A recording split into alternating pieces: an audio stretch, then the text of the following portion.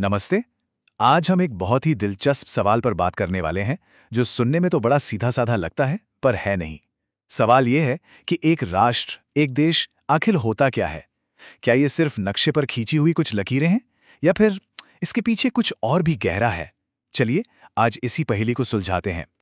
अच्छा, चलिए एक छोटे से सवाल से ही शुरू करते हैं। अगर कोई पूछे कि भारत का सबसे लंबा जमीनी बॉर्डर किस देश के साथ है, तो जहन में सबसे पहले क्या नाम आएगा? ज्यादातर लोगों का जवाब होगा चीन या शायद पाकिस्तान। यही लगता है ना? लेकिन बिलीव इट और नॉट, असली जवाब है बांग्लादेश। इसकी सीमा 4097 किलोमीटर लंबी है। अब ऐसा क्यों? क्योंकि ये कोई सीधी लकीर नहीं है बल्कि बहुत ही ज्यादा घुमावदार एक पहेली जैसी है। और यही घुमाव इससे चीन और पाकिस्तान दोनों से लंबा बना देता है। देखिए, पहली ही बात ने हमारी सोच को कैसे चैलेंज कर दिया। तो इससे एक बात तो साफ होती है कि एक देश सिर्फ अपनी जमीनी सीमाओं से ही नहीं बनता। ये उन आइडियाज, उन विचारों से भी बनता है जो उसके लोगों को एक साथ जोड़ कर रखते हैं। और यही आज की हमारी पड़ताल का मेन पॉइंट है कि एक राष्ट्र असल में भूगोल और शासन के सिद्धांतों का एक बड़ा ही अनोखा मिश्रण है।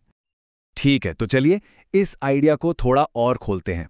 सबसे पहले देश के भौतिक रूप को देखते हैं, मतलब उसकी सीमाएं और उसकी तटरेखाएं। और यहां भी एक और हैरान करने वाली जानकारी इंतजार कर रही है।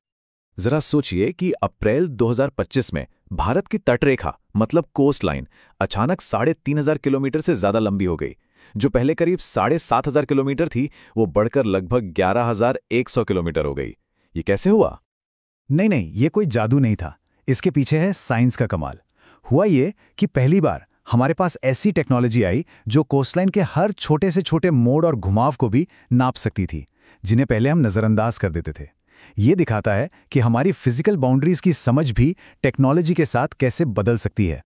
अब जब हम तटों की बात कर ही रहे हैं तो एक आम कंफ्यूजन को भी दूर कर लेते हैं। गल्फ और बे में आखिर फर्क क्या होता है? देखिए, इसे सिंपल तरीके से समझते हैं।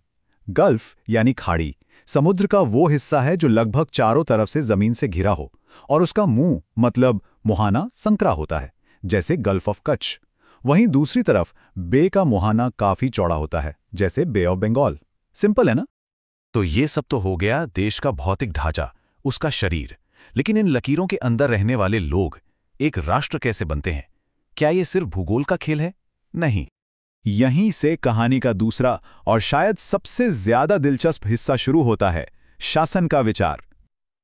चलिए उस ऐतिहासिक सफर पर चलते हैं जो सत्ता के सबसे पहले और सबसे निरंकुश रूप से शुरू हुआ था।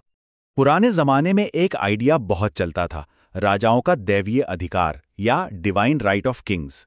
इसका मतलब बिल्कुल सीधा सा था कि राजा को राज करने की शक्ति सीधे भगवान से मिलती है। इसलिए राजा की शक्ति ही सब कुछ थी, उस पर कोई सवाल नहीं उठा सकता था और वो दुनिया के हर कानून से ऊपर था। लेकिन जैसे कि एक बहुत मशहूर कहावत है, पावर करप्ट करती है और एब्सोल्यूट पावर एब्सोल्यूटली करप्ट करती है। मतलब जब एक इंसान के हाथ में बिना किसी रोक टोक के सारी ताकत आ जाती है तो उसका गलत इस्तेमाल होना लगभग तय है। और हुआ भी बिल्कुल वैसा ही। साल 1215 में इंग्लैंड के सामंतों ने अपने अत्याचारी राजा किंग जॉन के खिलाफ विद्रोह कर दिया। उन्होंने उसे एक डॉक्यूमेंट पर साइन करने के लिए मजबूर किया जिसका नाम था मैग्ना कार्टा।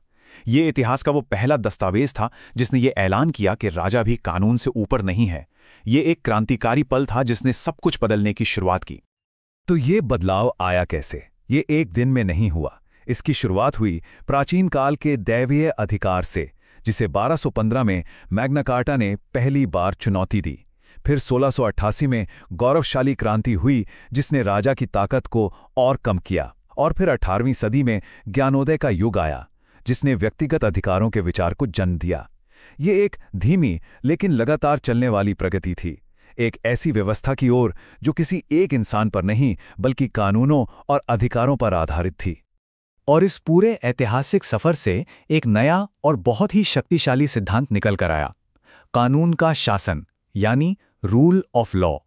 इसका मतलब है कि सभी लोग और सभी संस्थाएं, यहां तक कि सरकार खुद भी कानून के दायरे में हैं और उसके प्रति जवाबदेह हैं। अब सत्ता किसी व्यक्ति की मर्जी पर नहीं बल्कि कानूनों पर चलने लगी थी। तो एक मॉडर्न देश में कानून के शासन का ये विचार आखिर काम कैसे करता है? इसे अमल में कैसे लाया जाता है? इससे एक बहुत ही जरूरी सवाल उठता है। अगर सरकार की शक्ति भगवान से नहीं आती, तो फिर ये आती कहाँ से है? इसका जवाब सोशल कॉन्ट्रैक्ट या सामाजिक अनुबंध की थ्योरी में मिलता है। सोचिए, ये एक तरह का समझौता है। स्टेप 1, लोग अपनी कुछ आज़ादियां छोड़ने के लिए तैयार होते हैं। स्टेप 2, इसके बाद एक सरकार बनाई जाती है जिसे नियम बनाने का अधिकार मिलता है। और स्टेप 3, बदले में सरकार का काम है लोगों के जरूरी अधिकारों की रक्षा करना और समाज में व्यवस्था बनाए रखना। और यही चीज सरकार को एक नेसेसरी ईविल यानी एक आवश्यक बुराई बनाती है।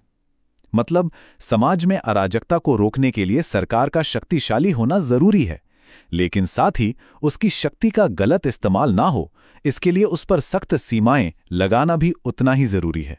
ये एक बहुत ही नाजुक संतुलन है। तो इस ताकत पर आखिरी लगाम कौन लगाता है? वो अंतिम सीमा क्या है? जवाब है एक संविधान।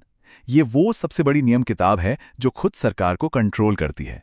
ये पक्का करती है कि वो आवश्यक बुराई कभी भी हद से ज्यादा शक्तिशाली ना बन जाए। तो हम वापस अपने असली सवाल पर आते हैं। एक राष्ट्र को आखिर क्या चीज परिभाषित करती है? इस पूरी चर्चा के बाद हम 2 मुख्य बातों पर पहुंचते हैं। पहली है जमीन, यानी उसका भौतिक भूगोल, उसकी सीमाएं और तटरेखा है। और दूसरी है कानून, यानी उसकी वैचारिक नींव, एक ऐसा समझौता जहां कानून सबसे ऊपर है, जो सरकार को सीमित रखता है और लोगों के अधिकारों की रक्षा करता है। और ये सब हमें एक आखिरी लेकिन शायद सबसे जरूरी सवाल पर लाकर छोड़ देता है। अगर एक संविधान ही वो कॉन्ट्रैक्ट है जो एक राष्ट्र को परिभाषित करता है, तो इसका अगला अपडेट लिखने का अधिकार किसे मिलता है? ये सिर्फ इतिहास का सवाल नहीं है, ये एक जीती जागती बहस है जो आज भी हमारे समाजों को आकार दे रही है। सोचने वाली बात है ना?